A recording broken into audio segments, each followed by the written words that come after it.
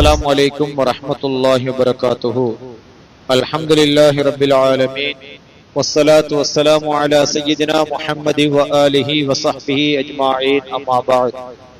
கண்ணியத்துக்குரிய உலமாக்களே மற்றும் பெரியவர்களே, தாய்மார்களே, சகோதர சகோதரிகளே, நண்பர்களே, ரமலானுடைய மாதத்திலே நம்மால் முடிந்தவைகளை தராவீஹுக்கு பின்னால் பேசி வருகின்றோம், அறிந்து வருகின்றோம். இன்று ஒழுக்கங்களில் மிக முக்கியமான ஒழுக்கமாக இஸ்லாம் எங்களுக்கு கற்றுத்தரக்கூடிய ஒழுக்கங்களில் ஒன்றாக ஒரு விடயத்தை உங்களுக்கு முக்கியமாக சொல்கிறேன். அல்லாஹ் சுப்ஹானஹு வ தஆலா குர்ஆனிலே எங்களுக்கு ஒரு அழகிய ஒரு போதனையை தருகின்றான். என்னவென்றால், இன்று நாம் பார்க்கிறோம், ஒரு மனிதனை சந்தித்தால் சலாம் சொல்ல வேண்டும் என்பது போல ஒரு மனிதனுடைய வீட்டுக்கு சென்றால் எவ்வாறு நடந்து கொள்ள வேண்டும் என்று அல்லாஹு தஆலா குர்ஆனிலே எங்களுக்கு கற்றுத் தந்திருக்கிறான். சூரத்துன் நூர் என்கின்ற அத்தியாயத்திலே அல்லாஹ் சுப்ஹானஹு வ தஆலா சொல்லுகின்றான், யா அய்யுஹல்லதீன ஆமனு, ஈமான் கொண்ட விசுவாசிகளே, லா ததுகுலு புயூத்தன் கைர புயூத்திக்கும், உங்களுடைய வீடு அல்லாத வேறு யாருடைய வீடுகளுக்குள்ளும் நீங்கள் நுழைய வேண்டாம். ஹத்தா தஸ்தனிசு வ துஸல்லிமு அலா அஹ்லிஹா, அவர்களுடைய அனுமதியும் அவர்கள் மீது சலாமும் சொல்லாமல் நீங்கள் உள்ளே நுழைய வேண்டாம். வீட்டுக்குள்ளே யாரும் என்ன செய்யக்கூடாது? நுழையக்கூடாது. ذَلِكُمْ خَيْرٌ لَكُمْ لَعَلَّكُمْ تَذَكَّرُونَ, நீங்கள் அறிவு பெறும் பொருட்டு நிச்சயமாக அது உங்களுக்கு நல்லதாக இருக்கும். இதான் அந்த உபதேசம். அப்ப அல்லாஹ் சுப்ஹானஹு வ தஆலா ஒரு நல்ல ஒழுக்கத்தை தருகிறார். நீங்கள் யாருடைய வீட்டுக்காவது செல்வதாக இருந்தால் இரண்டு விஷயங்கள் அவசியம். ஒன்று, சலாம் சொல்ல வேண்டும். அடுத்தது, அவர்களுடைய அனுமதியை பெற வேண்டும். இந்த ரெண்டு முக்கியம். சலாத்துக்கு பதில் வந்தாலும், சலாத்துக்கு பதில் வந்துட்டு அப்படி ஒரு ரெண்டு போறது இல்லை. என்ன செய்யக்கூடாது? கட்டாயமாக அவர்களுடைய அனுமதியை பெற வேண்டும். அவங்க வாங்க அழைச்சா மட்டும்தான் உள்ளுக்கு போகணும். சட்டம். இது எவ்வளவு பெரிய ஒழுக்கம், மிக முக்கியமான ஒழுக்கம். இது பற்றி நபிகள் நாயகம் ஸல்லல்லாஹு அலைஹி வஸல்லம் அவர்கள் சொல்லுகிற பொழுது, இதஸ்தஅன அஹதுக்கும் ஸலாத்தன், யாராவது ஒருவருடைய வீட்டுக்கு போவதற்கு வீட்டுக்கு முன்னுக்கு நின்று அனுமதி கேட்கிறீங்க. எப்படி கேட்கிறீங்க? 3 தடவைகள் நீங்கள் அனுமதி கேட்க வேண்டும். உள்ளே வரலாமா, யாரும் இருக்கிறீங்களா, உள்ளே வரலாமா, யாரும் இருக்கிறீங்களான்றது 3 தடவை நம்ம கேட்டுக்கொள்ள வேண்டும். பலம் யூதன் லஹு, எந்த அனுமதியும் உள்ளுக்கு இருந்து வரல, என்ன செய்யணும்? பல்யர்ஜி, அவர் அந்த இடத்தை விட்டு திரும்பி போய் விடட்டும், உள்ளுக்கு போக கூடாது ஸல்லல்லாஹு அலைஹி வஸல்லம் சொல்றாங்க. அப்ப ஒரு வீட்டுக்கு நுழைவதாக இருந்தால் 3 தடவைகள் நாங்கள் சலாம் சொல்லி அனுமதியை பெற வேண்டும்.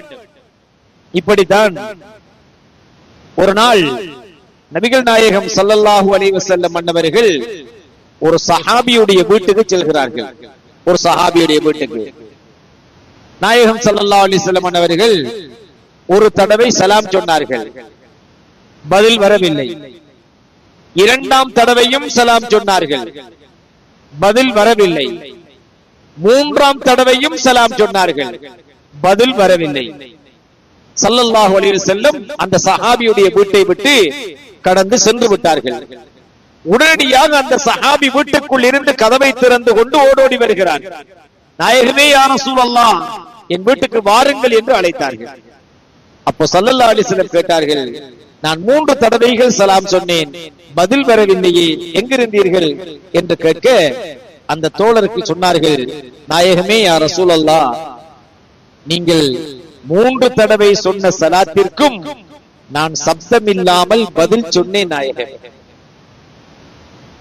உங்களுக்கு சப்தம் இல்லாமல் நான் பதில் சொன்னேன், ஏன் அப்படி செய்தீர்கள் என்று கேட்க அந்த தோழர் சொன்னார்கள், நாயகமே யா ரசூலல்லாஹ், சலாம் என்பது பிரார்த்தனை, சலாம் என்பது பிரார்த்தனை. உங்கள் மீது சாந்தி உண்டாகட்டும், உங்கள் மீது சாந்தி உண்டாகட்டும், உங்கள் மீது சாந்தி உண்டாகட்டும் என்கிறது பிரார்த்தனை. என்னுடைய தூதர், என்னுடைய ஹபீப், என்னுடைய நபிகள் நாயகம் ஸல்லல்லாஹு அலைஹி வஸல்லம் அவர்கள் திரும்ப திரும்ப எனக்கு சலாம் சொல்லட்டும், திரும்ப திரும்ப எனக்கு அந்த துஆ பரக்கத்து கிடைக்கட்டும் என்கிறதுக்காக நான் சப்தம் இல்லாமல் ஒவ்வொரு சலாத்திற்கும் பதில் சொன்னேன் நாயகமே. நீங்கள் 3 தடவையோடு நிறுத்தி விட்டீர்கள். அப்ப அந்த சஹாபியுடைய ஆசையை பாருங்க. சலாம் என்பது ஒரு துஆ, வீட்டுக்குள் நுழைவதற்கு அனுமதி இல்லை. 3 தடவைகள் நபிகள் நாயகம் ஸல்லல்லாஹு அலைஹி வஸல்லம் ஸலாத் சொல்கிறார்கள். அந்த சஹாபி, அதாவது இந்த சஹாபாக்கள் ஸல்லல்லாஹு அலைஹி வஸல்லம் அன்னவர்களுடைய அருளை, துஆ பரக்கத்தை எந்தெந்த வழிகளில் எல்லாம் பெற முடியுமோ அந்த வழிகளில் எல்லாம் பெற்றிருக்கிறார்கள். அதற்காக பிரயத்தனம் செய்திருக்கிறார்கள். உயிர் போக போகிறது, நான் யுத்தத்தில் ஷஹீதாக போகிறேன் என்று தெரிந்தும் கூட அந்த இறுதி கட்டத்தில் கூட ஸல்லல்லாஹு அலைஹி வஸல்லமுடைய ஒரு அருளை பெற்றுவிட்டு நான் ஷஹீதாக கூடாதா என்று அந்த சஹாபாக்கள் ஆசைப்பட்டிருக்கிறார்கள். அப்ப இதில் நிறைய படிப்பினை இருக்குது. ஒரு வீட்டுக்கு நுழைவதாக இருந்தால் 3 தடவைகள் நாம் சலாம் சொல்ல வேண்டும். அந்த 3 தடவைகளில் ஒன்றுக்காவது பதில் வருமாக இருந்தால் தான் நாங்கள் உள்ளே வரலாமா என்ற அனுமதியோடு அந்த வீட்டுக்குள் நுழைய வேண்டும். இதைத்தான் நபிகள் நாயகம் ஸல்லல்லாஹு அலைஹி வஸல்லம் அவர்கள் எங்களுக்கு சொல்கிறார்கள், நீங்கள் ஒருவருடைய வீட்டுக்கு சென்றால் 3 தடவை சலாம் சொல்லுங்கள். அந்த 3 தடவைகளில் உங்களுக்கு பதில் கிடைக்கவில்லை என்றிருந்தால் அவர் திரும்பி போயிடட்டும், வீட்டுக்குள்ள போக கூடாது. இது மிகப்பெரிய ஒரு ஒழுக்கமாக இஸ்லாம் எங்களுக்கு கற்றுத் தந்திருக்கிறது. முக்கியமான விஷயம், இன்றைக்கு நவீனமான உலகம். நாம ஒருத்தர் வீட்டுக்கு போறதா இருந்தா ஒருத்தர் தூரத்துல இருந்து வருவார். உதாரணமாக 1 கிலோமீட்டர் ஒருவர் நடந்து ஒரு ஆளை சந்திக்க வருவார்னு வச்சுக்கொள்ளுங்க. 1 கிலோமீட்டர், 2 கிலோமீட்டர் அல்ல ஒரு 5 கிலோமீட்டர் தூரத்துல ஒருத்தர் நம்ம என்ன செய்யறாரு, சந்திக்க வாரார். இன்றைக்கு எல்லாட கையிலையும் மொபைல் இருக்குது. வந்து ஒரு 20 கிலோமீட்டர், ஒரு அக்கரைப்பட்டில் இருந்து ஒரு கல்முனைக்கு ஒருவர் வருகிறார், அல்ல கொழும்பில் இருந்து ஒருவர் கல்முனைக்கு சந்திக்க வருகிறார், அல்ல கல்முனையில் இருந்து கொழும்புக்கு ஒருவர் போறார். போயிட்டு அங்க ஆள் இல்லைன்னு திருப்பூர் ரிட்டர்ன் வாரதுங்க எவ்வளவு தூர பயணம். சந்திக்க சந்தர்ப்பம் கிடைக்கலாட்டி, அந்த ஆள் இல்லாட்டி, ஒருவேளை அவன் ஹாஸ்பிட்டல்ல இருந்தா, அல்ல சுகையினமா இருந்தா, அல்ல வேறு ஊர்களுக்கு பயணம் போய் இருந்தா, மொபைல் இருக்குது. வெளிக்கிட முன்னாடி இருக்கிறீங்களா, உங்களை சந்திக்க வரணும், எப்ப வர, எத்தனை மணிக்கு வர நேரத்தை கேட்டு அதை கன்ஃபார்ம் பண்ணிட்டு போறது நல்லதா இல்லையா? இது அப்படி இல்ல, விரண்டு வாரது. போன் இல்லாட்டி பரவாயில்ல, விரண்டு வாரது, அவன் கேட்ட கிட்ட போறது, தட்டு தட்டு தட்டுறது, 2 குத்து குத்துறது, அவன் பெல்ல போட்டு அடி அடி அடி அடிக்கிறது. ஏண்டா பெல் பூட்டினா அவனுக்கே வெறுத்து போயிடும். இந்த டிஸ்டர்ப் பண்றதுக்கு இஸ்லாத்தில் அனுமதி இல்லை.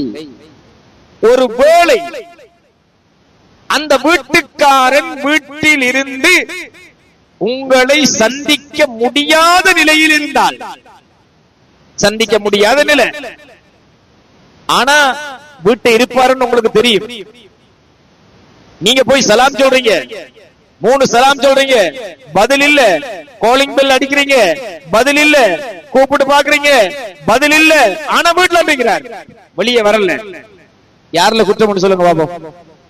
போனால்தான் குற்றம். இதை இஸ்லாம் தெளிவாக சொன்னது. ஒருவேளை அவர் வீட்டில இருந்தாலும் உன்னை அந்த நேரத்தில் அவர் சந்திப்பதற்கு அவரால் முடியாமல் இருக்கும். நீங்க ஒரு ஆளை சந்திக்க போறீங்க, எப்ப போவீங்க? உங்களுக்கு நல்ல ஃப்ரீயா இருக்கிற டைம் பார்த்து போவீங்க, அதுக்கு அவனுக்கு ஃப்ரீ இருக்கணுமே. நீங்க உங்களோட டைம் எடுத்து போவீங்க. சந்திக்க போற ஒருவர், இப்ப நான் ஒருத்தரை சந்திக்க போறேன், நான் நல்ல ஃப்ரீ, எனக்கு 2 or 3 hours ஃப்ரீ இருக்கு, நான் போறேன். அவன் கடும் வேல் நிற்கிறான், ஒரு பயணம் போக ரெடியா இருப்பான். நாம போயின்னா சோமாலிங்களா உங்களை பார்க்கத்தான் வந்த இருந்து நாம 1 hour 2 hour 3 hour அறுன்னு அறுத்து அவன் வேலையையும் முடக்கி அவனை ஹவுஸ் அரெஸ்ட் பண்ணி அவனை அப்படியே டிஸ்டர்ப் பண்ணி அசைய விடாம அவனை ஒரு திமித்த ஆளாக்கி சரி வருமா? இதுக்கு தான் இஸ்லாம் சொல்லுது, நீங்க சலாம் சொல்லுங்க, 3 தடவை சலாம் சொல்லுங்க.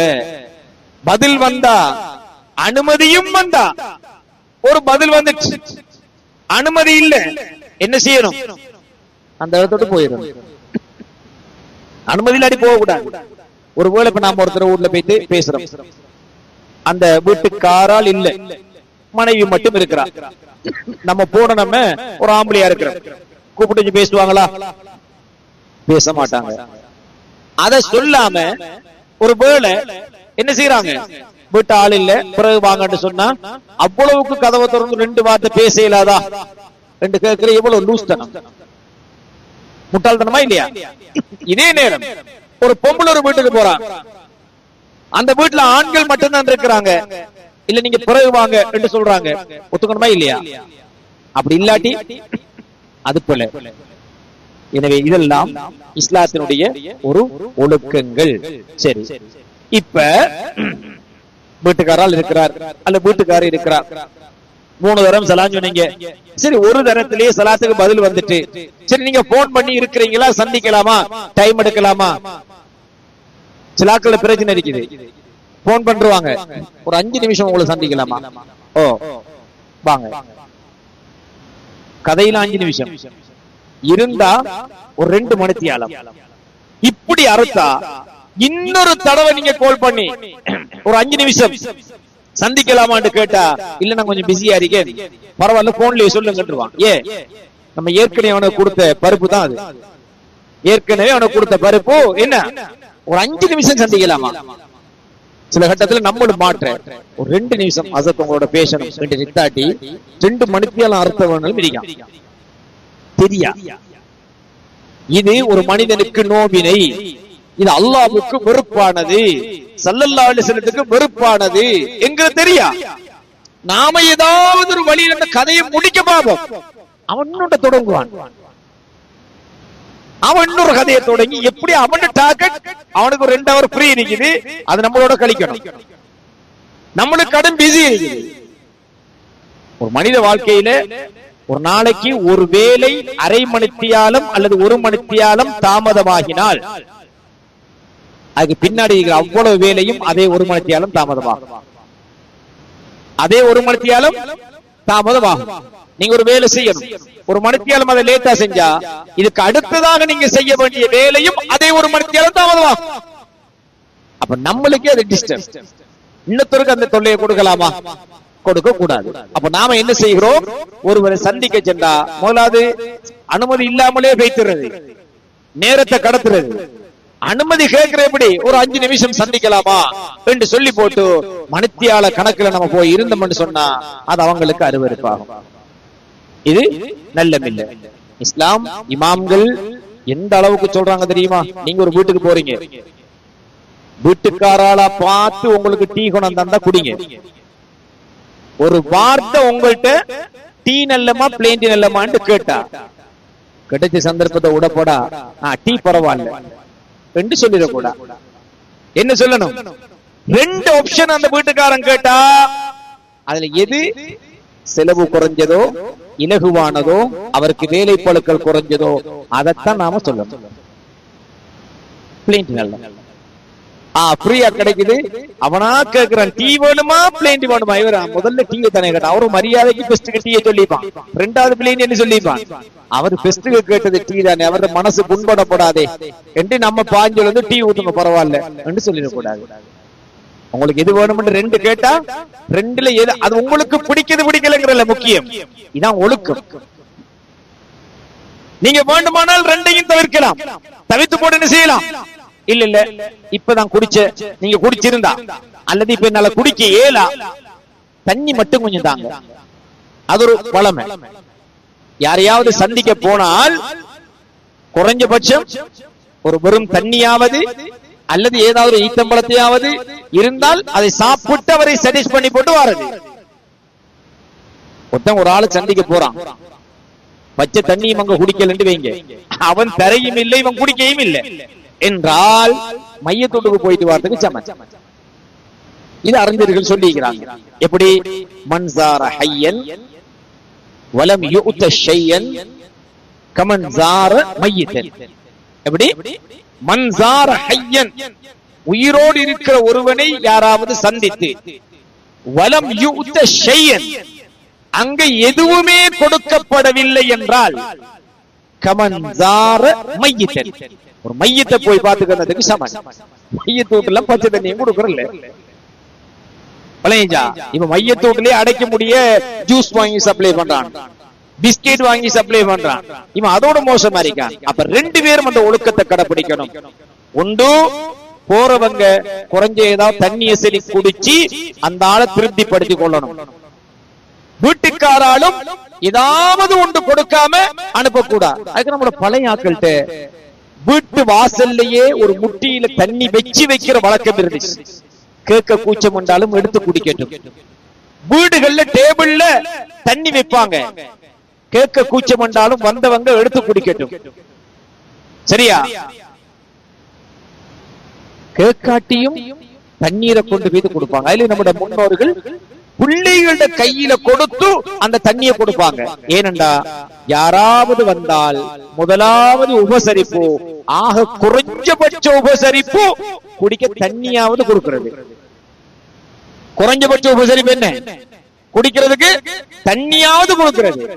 இதெல்லாம் ஒருவரை சந்திக்க வந்தால் பேண வேண்டிய ஒழுக்கங்கள். சரி, இப்ப சலாம் சொன்னோம், பதில் வரல. 2 சலாம் சொன்னோம், பதில் வரல. 3ஆம் தடவை சலாம் சொன்னோம், பதில் வரல. அல்ல அனுமதி இல்ல, அந்த வீட்டுக்குள்ள போக கூடாது, நம்ம போயிடணும். அனுமதி இல்லாம கேட்டை உடைக்கிறது, தட்டுறது, ஒரு ஏதாவது உண்ட தூக்கி வச்சு ஏறி வெட்டி கையை ஓட்டி கம்பியை திறந்து கேட்டை நாமளா ட்ரை பண்ணி திறந்து, அவனே ஒரு நிர்பந்தத்துக்கு கேட்டை மூடி போட்டிருப்பான். இவன் வெட்டி அதை திறந்து கேட்டை தட்டினா விளங்குதில்லை யாக்கும் வண்டி இவருக்கு ஒரு முடிவு எடுப்பார். இவர் எடுத்து போட்டு அங்கே போய் கதவை நேரடியா தட்டு, முன் கதவை தட்டி துறக்காட்டி பெட்ரூம் சைடால ஜன்னல போய் தட்டுற, தூங்கி நான் விளம்பட்டு மாட்டேன். குருவுலாய் கட்ட புத்தி இதெல்லாம் நல்ல பழக்கம் இல்ல. இது நல்ல பழக்கமா?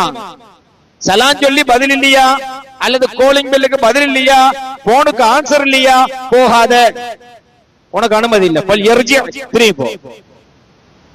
நபிகள் நாயகம் ஸல்லல்லாஹு அலைஹி வஸல்லம் அவர்களே அப்படிதான் திரும்பி போயிருக்கிறாங்க. நீங்க நாயகத்தோட பெரிய ஆட்களா? இல்ல. சரி, அப்போ ஒரு வீட்டுக்கு போனா இப்படித்தான் நம்ம நடக்கணும் என்று இஸ்லாம் எங்களுக்கு ஒரு அழகிய ஒழுக்கத்தை சொல்லி தந்திருக்கிறது. இது இஸ்லாமிய பண்பிலே மிக முக்கியமான ஒரு ஒழுக்கம் என்பதை நாங்கள் புரிந்து கொள்ள வேண்டும். அடுத்ததாக தொடர்ச்சியாக அல்லாஹு தஆலா சொல்லுகிறான், ஃபைல்லம் தஜிது ஃபீஹா, அந்த வீட்டில் உங்களுக்கு யாரும் பதிலும் இல்ல என்றிருந்தால் ஃபலா ததுகுலு, நீங்க உள்ளுக்கு போக வேண்டாம், கேட்டை திறக்க வேணாம், பின்கதவை தட்ட வேணாம், குசினி பக்கமா போயிட்டு தட்ட வேணாம், ஒருவேளை பெட்ரூம்ல தூங்குறாங்களோ தெரியாண்டு சைட்டால போயிட்டு ஜன்னல தட்ட வேணாம், இதெல்லாம் செய்ய வேணாம். ஹத்தா யுதன லக்கும், உங்களுக்கு அனுமதி கிடைக்கிற வரைக்கும். வ இன் கீல லக்கும், ஒருவேளை அல்லாஹ் சூரத்து நூர்ல அல்லாஹ் சொல்றான், ஒருவேளை ஆள் வீட்டுக்குள்ள இருக்கி, ஆனா மறுமொழி என்ன செய்ய தெரியுமா வருது, நீங்க திரும்பி போங்க பிறகு வாங்கன்னு பதில் வந்தால், அவ்வளவுக்கு வெளியே வந்தவனுக்கு மறுமொழி சொல்ல இயலாதா? உனக்கிட்ட நான் என்ன கேட்டு வந்தேன், நாங்க ஒன்றுமில்லாமல் இருக்கும், அவ்வளவுக்கு அதான் இதாண்டு இப்ப இருக்கிற முசுரத்தனமான பேச்சு அல்லது பெசரத்தனமான பதில் சொல்லக்கூடாது. உங்களுக்கு வீட்டுக்குள்ள இருந்து ஒரு மறுமொழி வருது, எப்படி தெரியுமா? நீங்கள் போங்க புறவு வாங்க என்று சொன்னா பர்ஜி வாயப்பத்திக்கிட்டு போயிருக்கு. மத்த கதை கதைக்கப்பட போகிட்ட அல்லேல் காரிகிற கும்பிட்டு பாத்தியாக கேட்டையாக இவ்வளவு நான் தட்டினேன், ஊருக்கே கேட்குது. அவ கதவு திறக்கல பாத்தியா, இதுல பாத்தியா என்ற பேச்சு பேசப்படாது. திரும்பி போய் பிறகு வரட்டாம் என்று உள்ளுக்கு இருந்து மறுமொழி 2 வார்த்தை திறந்து கேட்ச என்ன ஆக போகுது? இந்த கதை ஒன்றும் சரி வரா. அப்படி யாராவது கதைச்சால் அவர் அல்லாஹ்வுக்கு மாறு செஞ்சவர். ஏன் தெரியுமா? நீங்க இப்ப இல்ல போங்க, திருப்பி போங்க, பிறகு வாங்க என்று உங்களுக்கு சொல்லப்பட்டால் நீங்க திரும்பி போங்க, அவ்வளவுதான். யார் சொன்ன? அல்லாஹ்வுடைய கட்டளை. அது உங்களுக்கு ரொம்ப தூய்மையானது. அதுக்காக அக்கம் பக்கத்தை அரட்டி அங்க போய் தண்ணி குடிச்சு இந்த கதவு திறக்காத பொம்பளைய பத்தி இல்லாட்டி கதவு திறக்காத ஆம்பளைய பத்தி அடுத்த வீட்டுல வைத்து கழுவி குடிச்சு போட்டு வைத்திடப்படாது. தண்ணி தேவன தண்ணியை குடிச்சிட்டு போகலாம், கழுவி குடிச்சு போட்டு போயிடக்கூடாது. இந்த விஷயத்தை நாங்கள் புரிந்து கொள்ள வேண்டும். இதை சொல்லிவிட்டு அல்லாஹு தஆலா சொல்லுகிறான், லைஸ லக்கும் ஜுனாஹுன் அன் ததுகுலு புயூதன் கைர மஸ்கூனா. ஆளில்லாத பாலடைஞ்ச ஊடு கிடந்தா அல்லது ஒரு குறையும் கொத்துமா ஒரு ஊடு கிடந்தா அதுக்குள்ள எங்க உங்களுக்கு ஏன் தேவை இருந்து நீங்க போறோம்னு சொன்னா அதுக்கு அனுமதி தேவையில்லை. அதுக்கு நீங்க என்ன செய்ய தேவையில்லை, அனுமதி தேவையில்லை. ஆனா அதுக்குள்ள போக வேண்டிய தேவை உங்களுக்கு இருந்தா மட்டும்தான் போகலாம். அது அல்லாஹ் தஆலா தெளிவா சொல்றான், ஃபீஹா மதாஉல் லக்கும். உங்களுக்கு ஏதாவது எடுக்க வேண்டிய ஏதாவது பொருள் அந்த வீட்டுக்குள்ள இருந்தால் அதுக்காக மட்டும் நீங்க போகலாம். இவ்வளவு தெளிவு அல்லாஹ் தஆலா சொல்றான். வல்லாஹு யஅலமு, அல்லாஹ் நன்கு அறிகின்றான். மா துபுதூன, நீங்க எதையெல்லாம் வெளிப்படுத்துகிறீர்களோ, வமா தக்துமூன், நீங்க எதையெல்லாம் உள்ளத்துல மறைச்சிருக்கீங்களோ அவ்வளவையும் அல்லாஹ் அறிகிறான். இது வசனம் என்ன தெரியுமா? அத்தனை சொன்ன மா துபுதூன அல்லேல் அக்கம் பக்கத்து ஆக்கள்கிட்ட சொல்லி போட்டு போறது, வமா தக்துமூன் உள்ளுக்கால குமுறிக்கிட்டு போறது. இவ்வளவு கூப்பிட்டு கதவு திறக்கல பாத்தியா, பேசல பாத்தியா, செருப்பு கிடக்கு உள்ளுக்கு ஆல்ரெடி, ஆனா பதில் இல்ல. வேணுமெண்டு என்றெல்லாம் சொல்றதுக்கு அனுமதி இல்ல. இப்படித்தான் முல்லா நசருத்தீன் என்று ஒருவர் இருந்தார்.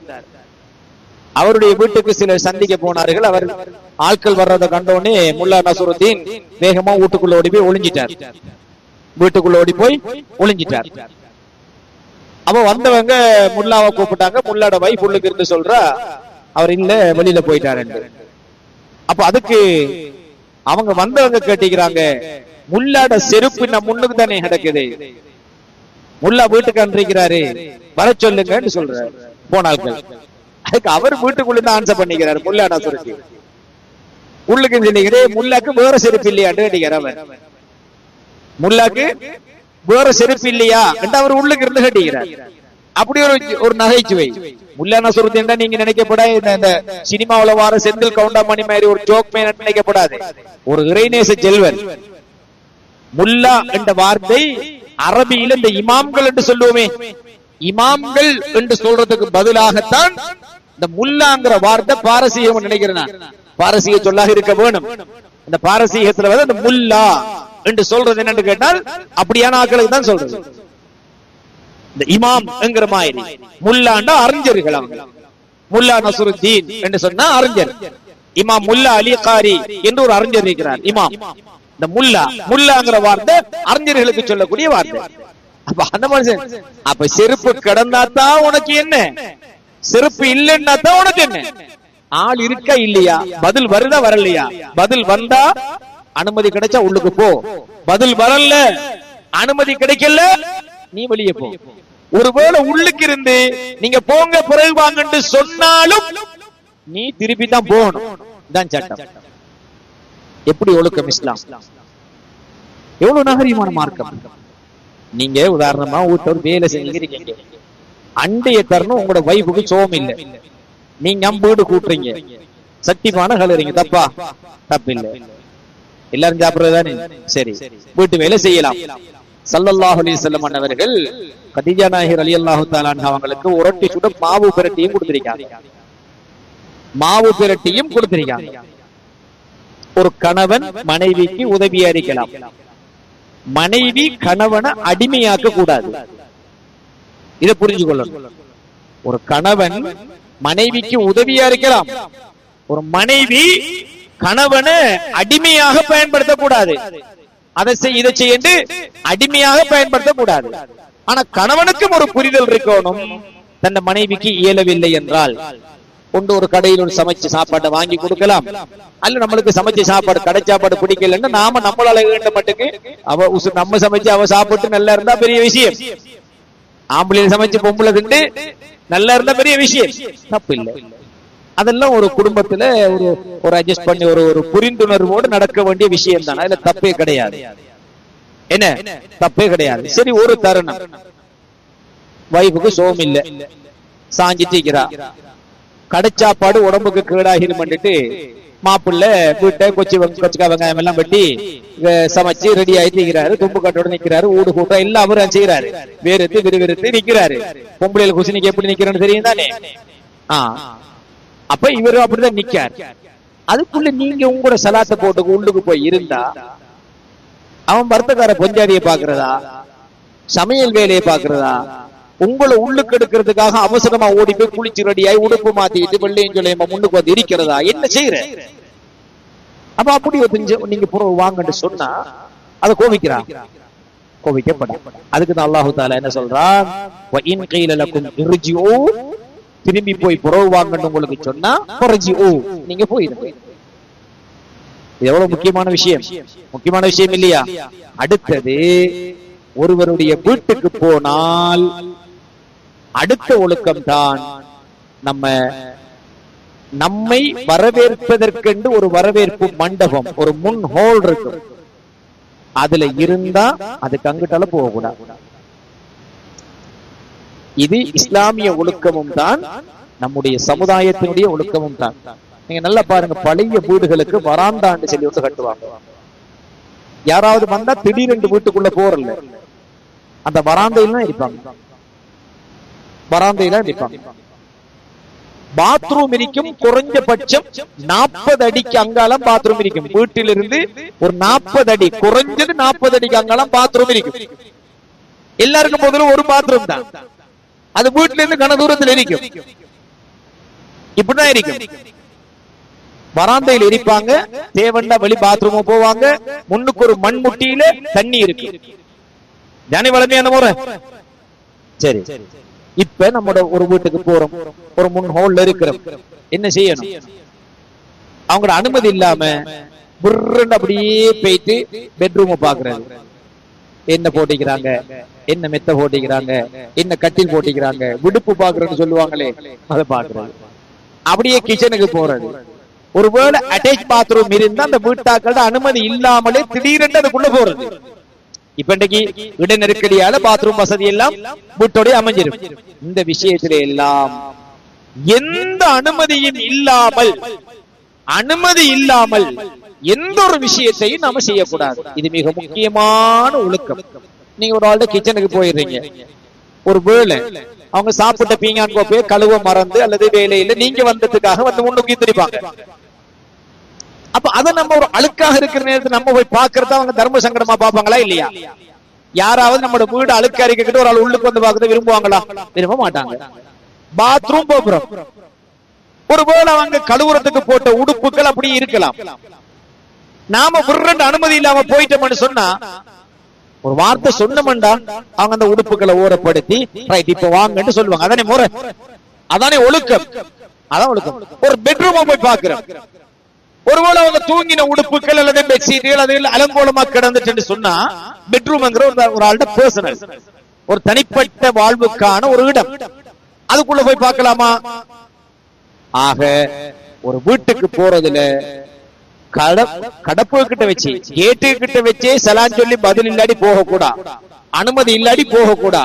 முன் ஹோல்ல போய் உட்கார்ந்து வீட சுத்தி பார்க்க போகலாமா? ஒரு வார்த்தை கேட்கலாம். அதுக்காக தான் யாராவது கல்யாணம் காட்சி ஒரு சம்பந்தம் கலக்க வந்தாங்கன்னு சொன்னா அன்றைக்கு பார்த்து நெசிவாங்க நம்ம ஆக்கள்.